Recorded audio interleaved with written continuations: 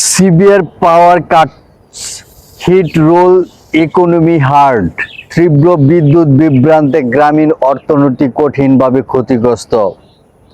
Over the past 3 weeks, farmers, fishermen, and small factory owners across rural Bangladesh have spent hours waiting for electricity to return.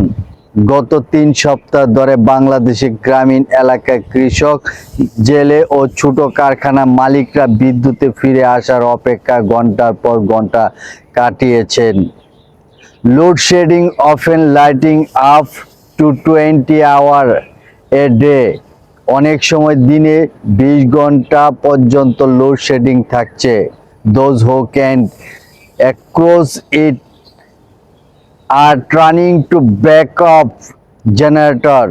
যারা সামর্থ্য রাখেন তারা backup generator দিকে ঝুঁকছে।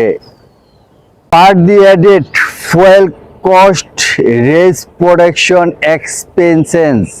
কিন্তু অতিরিক্ত জ্বালানি খরচ উৎপাদন ব্যয় বাড়িয়ে দিচ্ছে। Ordinary citizens, however, are paying the price either way. তবে শেষ পর্যন্ত সাধারণ নাগরিকদের এর মূল্য দিতে হচ্ছে।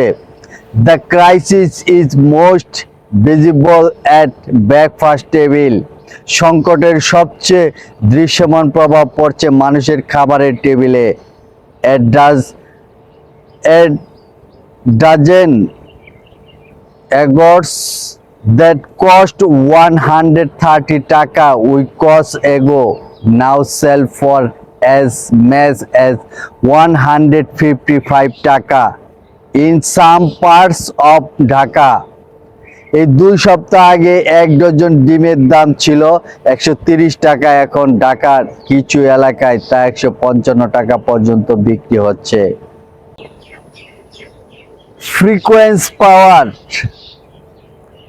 outages are causing chickens to die from heat stress. ঘন ঘন বিদ্যুৎ চলে যাওয়ার কারণে গরমে স্টেমের শিকার হয়ে মুরগি মারা যাচ্ছে।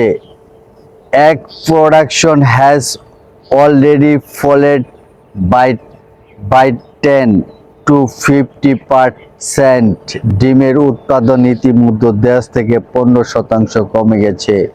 It is the latest blow for an population worn down by years of turn. Inflation, দীর্ঘদিনের অব্যাহত মূল্যস্ফীতি ক্লান্ত মানুষের জন্য একটি নতুন করে আরেকটি আঘাত। Frequent power outages are causing chicken to die from heat stress. ঘন ঘন বিদ্যুৎ চলে যাওয়ার কারণে গরম স্ট্রেসের শিকার হয়ে মুরগি মারা যাচ্ছে। Egg production has already fallen by 10 to 50%. ডিমের উৎপাদন ইতিমধ্যে 10 থেকে 15% কমে গেছে।